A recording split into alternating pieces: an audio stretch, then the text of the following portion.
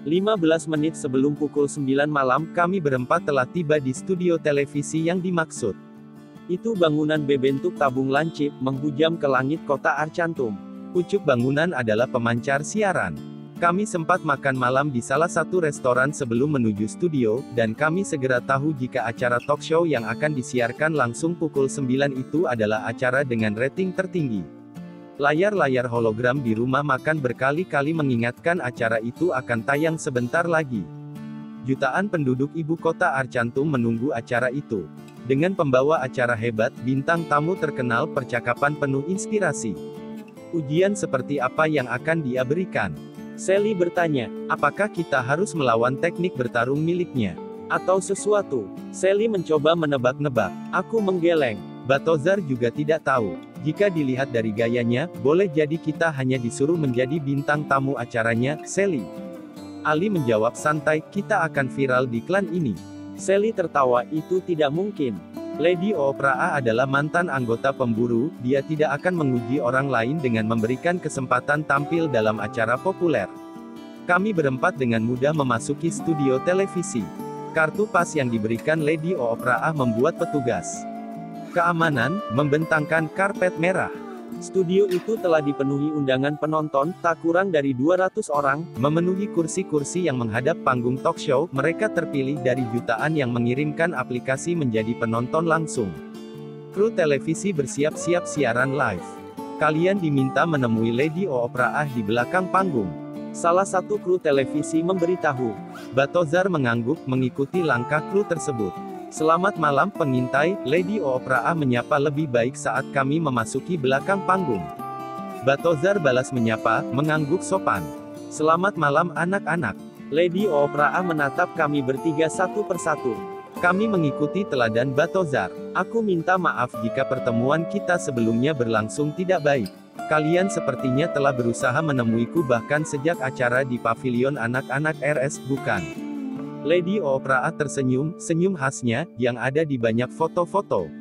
Aku sudah mengontak Entre, dia mengonfirmasi semua cerita.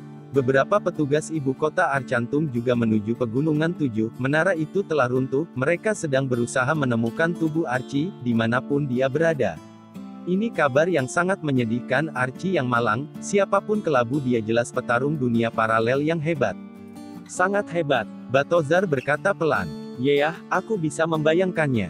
Jika orang itu mendapatkan 3 potongan tombak menggabungkannya kembali, dia bisa menghabisi satu klan. Tombak itu kuat sekali.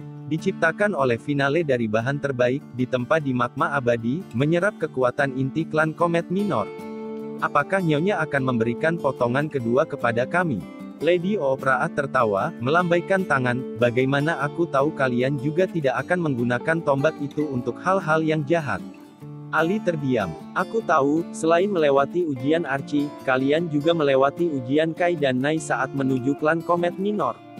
Entre bilang kalian memiliki persahabatan yang menakjubkan, salah satu dari kalian terkena efek samping racun cacing pasak. Tapi itu tidak berlaku bagiku, nak. Lantas kenapa kalau mereka bilang kalian orang baik? Nai bahkan gagal membaca isi hati anak angkatnya. Archie lebih sering emosional. Entre apalagi, dia sering kali keliru menilai orang lain. Aku menelan ludah. Jadi apa yang harus kami lakukan? Jika kalian menginginkan potongan kedua, kalian harus melewati ujianku. Asal bukan disuruh akting, mungkin kami bisa melakukannya. Balthazar bicara serak. Lady Opera tergelak pengintai, di balik wajah serammu itu, aku minta maaf awalnya menyangka itu hanya make up atau special effect, kamu jelas memiliki selera humor yang baik. Aku tahu kenapa anak-anak ini sangat mempercayaimu, kamu memiliki hati yang hangat. Mata merah Balthazar terlihat berputar-putar. Apakah itu ujian bertarung? Sally bertanya. Lady Opera menggeleng, aku bukan petarung, nak. Aku memang bisa melakukan teleportasi, pukulan berdentum, juga sedikit sambaran petir, teknik kinetik. Tapi bukan itu kekuatanku. Saat Kai mengajakku bergabung menjadi anggota para pemburu, dia mempercayakan satu hal kepadaku. Sebagai penjaga peradaban, aku dan Sally menatap Lady Opera tidak mengerti. Dia ahli budaya dan sejarah, Sally. Ali berbisik, itulah kekuatannya. Seperti Ave, kepala perpustakaan klan bulan. Sally mengernyit, sejak kapan itu masuk dalam definisi kekuatan? Temanmu yang satu ini jenius, bukan? Dia bisa menebaknya. Lady Opraa menatap Ali. Dia benar, itulah orang adalah petarung, lebih banyak yang adalah penduduk biasa. Ribuan tahun lalu, semua berjalan amat baik. Peradaban klan Komet Minor maju pesat. Ibu kota Arcantum adalah kota paling maju dan paling berbudaya di seluruh konstelasi. Kami memiliki masyarakat yang harmonis, penduduk yang ramah, bersedia membagi meja makannya kepada orang asing sekalipun. Hingga peristiwa besar itu terjadi. Kalian sudah tahu sisa ceritanya. Lady Opraa menghela nafas. Apa yang terjadi setelah peristiwa itu, Lady? Sally bertanya. Aku tidak tahu apa yang dilakukan oleh pemburu lain. Yang aku tahu setelah aliansi pemburu dibubarkan, aku memutuskan memilih kehidupan baru. Juga nama baru. Sebenarnya bukan hal yang benar-benar baru juga. Itu tetap duniaku. Yang berbeda adalah, zaman sudah berubah, orang-orang sibuk dengan layar hologram, sibuk dengan dunianya sendiri. Aku memutuskan mencemplungkan diri dalam kehidupan mereka. Menjadi selebritis, artis, pesohor, media darling, apapun istilahnya. Tidak mudah lagi mengajarkan tentang budaya luhur di zaman yang berbeda. Generasi sekarang semua serba instan. Apalagi sejarah, mereka tidak peduli. Tapi itu tantangan tersendiri. Aku harus menyesuaikan banyak hal. Maka malam ini, jika kalian ingin mendapatkan potongan kedua tombak itu, salah satu dari kalian akan tampil dalam acara talk show yang akan kupandu. Salah satu dari kalian akan mengisi segmen terakhir, menjadi pembicara tunggal, selama 5 menit, bicara tentang definisi keluarga. Itulah ujiannya. Jika kalian bisa membuat seluruh studio terdiam, juga seluruh penonton di rumah-rumah terdiam, aku akan memberikan potongan kedua tombak. Kalian memang layak memilikinya, karena kalian memahami definisi keluarga. Di seluruh peradaban manapun, keluarga adalah kuncinya. Lewati ujian ini, aku bisa mempercayai kalian. Aku dan Sally termangu. Ali menepuk dahinya, separuh tebakannya benar, kami memang diminta tampil dalam acara talk show, tapi bukan untuk ditanya-tanya, melainkan disuruh ceramah, soal keluarga. Balthazar menghembuskan nafas pelan. Dia jelas tidak suka dengan jenis ujiannya. Ini sesuatu yang tidak bisa dipukul dengan pukulan berdentum. Ini tentang budaya. Cop, cop. Produser acara berseru di belakang panggung, semua standby, 1 menit lagi kita mengudara. Para kru segera kembali ke posisinya. Penonton di studio memasang wajah antusias. Lady, kita siap siaran langsung. Produser menemui kami di belakang panggung, semua bintang tamu sudah siap. Dia akan bicara tentang definisi keluarga. Lady berkata santai, sesuaikan bagian itu. Suruh kru menyiapkan pembicara terakhir itu, salah satu dari mereka. Produser menoleh ke arah kami. Lady Opraa bersiap-siap memasuki panggung talk show, penghitung mundur terlihat di layar-layar hologram. Aku, Sally, Ali dan Balthazar saling tatap. 5, 4, 3, 2, 1. Acara talk show itu live. Disiarkan langsung dari menara televisi ibu kota Arcantum. Inilah dia acara yang ditunggu-tunggu puluhan juta penduduk. 1 jam bersama Lady Opraa. Gemuruh tepuk tangan penonton di studio terdengar hingga belakang panggung. Lady Opraa dengan gesit menaiki panggung, melambaikan tangan, menyapa seluruh penonton. Sally mengusap wajahnya, siapa di antara kita yang akan bicara nanti? Aku terdiam, menatap layar hologram di belakang panggung yang menayangkan acara talk show. Segmen pertama, seorang penyanyi top ibu kota Arcantum bicara tentang album terbarunya.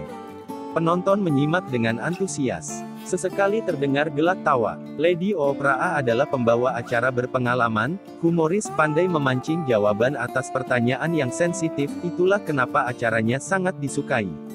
Hai, kamu bisa bicara di panggung. Sally menoleh kepadaku. Aku menggeleng. Itu ide buruk.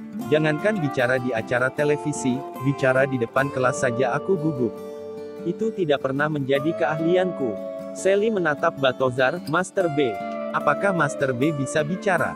Mata merah Balthazar berputar-putar, tidak akan ada penonton yang bersedia mendengarkan orang dengan penampilan sepertiku bicara tentang keluarga Sally. Aku bersedia mendengarkan, Master B. Sally berkata sungguh-sungguh. Balthazar menggeleng, terima kasih, Sally. Tapi aku juga tidak tahu harus bicara tentang apa. Aku bukan contoh keluarga yang baik. Lengang. Belakang panggung itu hanya menyisakan kesibukan para kru yang menyiapkan pembicara segmen kedua. Seorang pejabat teras ibu kota Arcantum, dia akan bicara tentang kedatangan rombongan tamu dari konstelasi Proxima Centauri. Menjawab kabar-kabar burung tentang betapa mengerikan Ratu Kalista, Ratu Diktator. Kalian sudah menentukan siapa yang akan bicara? Produser kembali masuk ke belakang panggung, bertanya. Itu maju. Aku yang akan bicara. Ali. Sally hendak menahannya. Aku akan mengurusnya, Sally. Percayalah. Sally menepuk dahi. Bagaimana dia akan percaya ke Ali soal ini? Sejak kapan Ali pandai bicara tentang keluarga? Kami bahkan tidak pernah bertemu dengan papa mama Ali. Tenang saja, Sally. Tapi kamu akan bicara apa? Aku akan memikirkannya. Masih tersisa 30 menit lagi. Aduh, Ali, cop. Ayo anak muda, kami harus menyiapkanmu. Produser memotong percakapan, dia berkali-kali melirik jam di tablet hologramnya. Ini siaran langsung, tidak boleh ada yang meleset walau sedetik. Ali segera meninggalkan kami.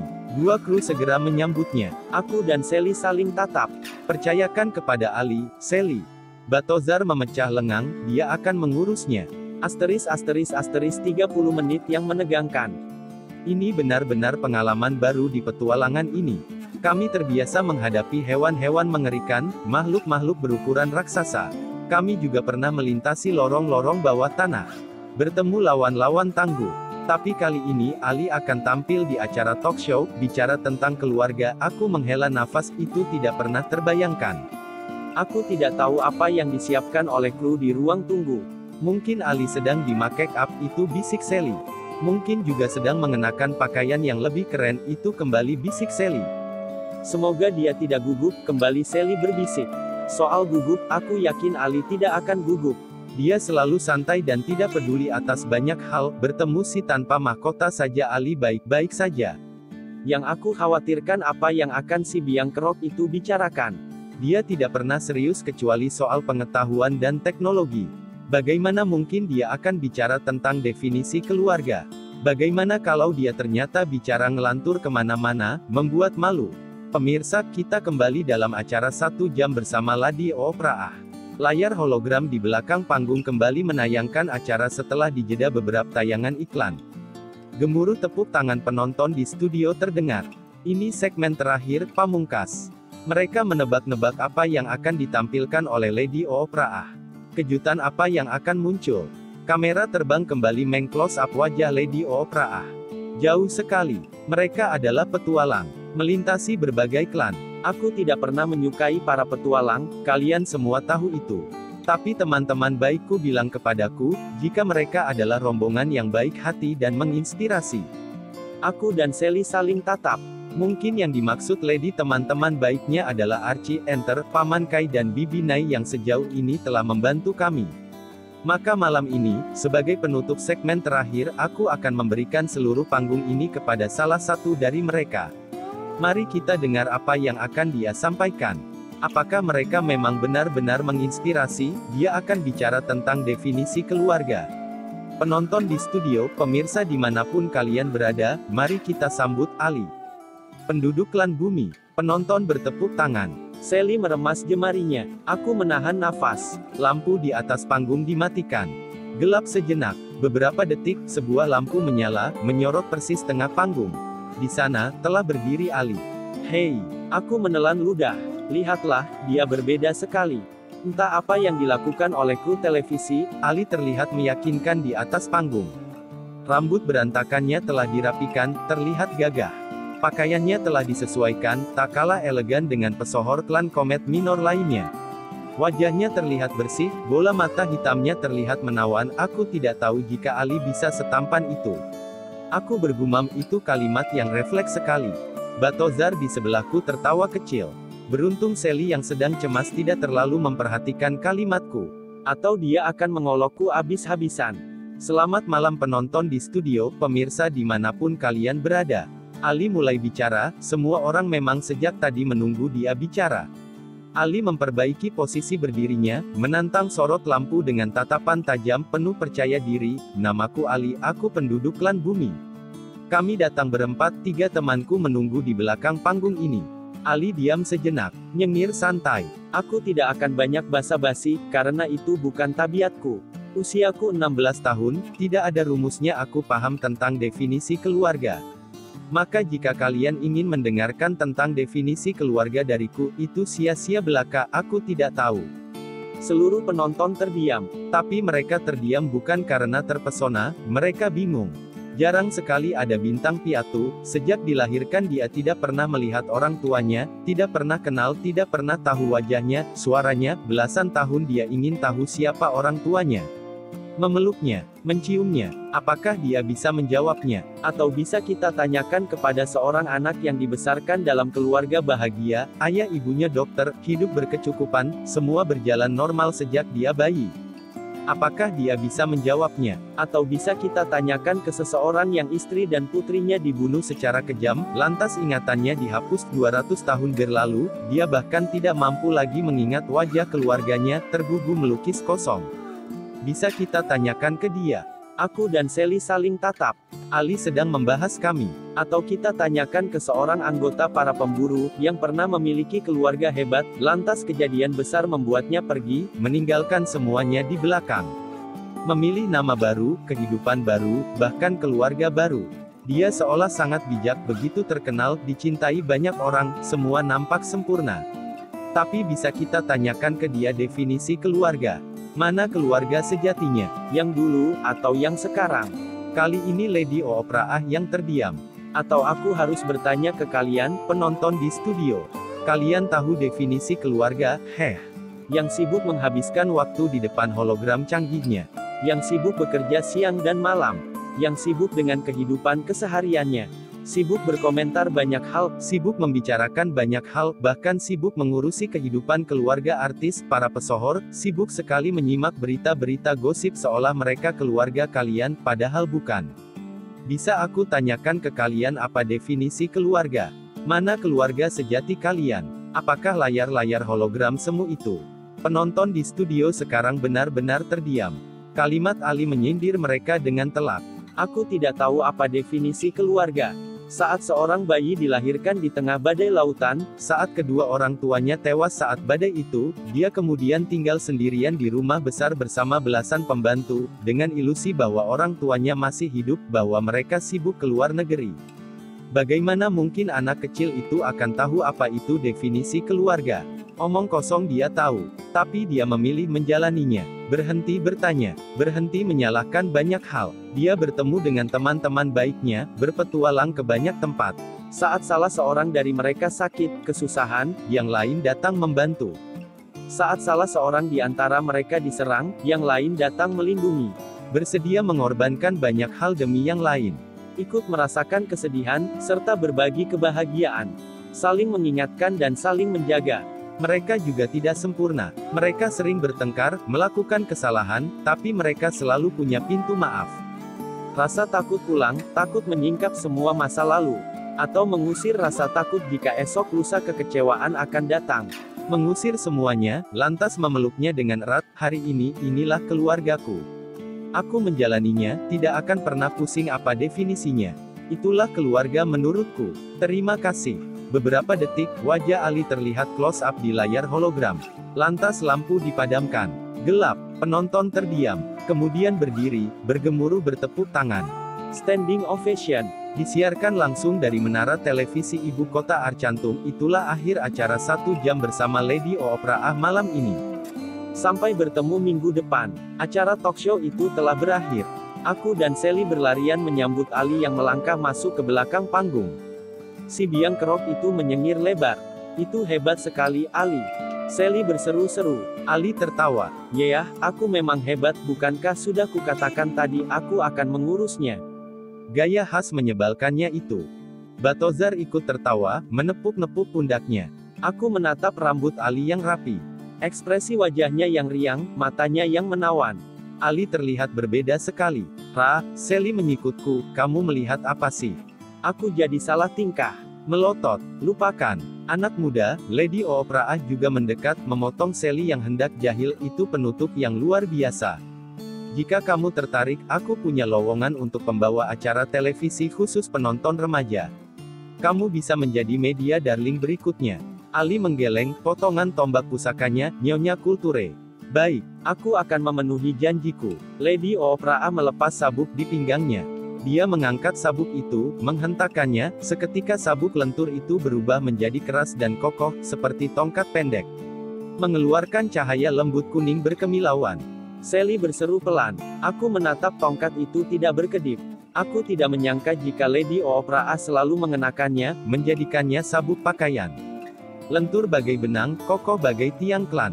Benda ini fantastis. Gabungkan dengan dua potongan lain, dia akan menjadi pusaka terhebat. Bawalah. Pastikan benda ini aman.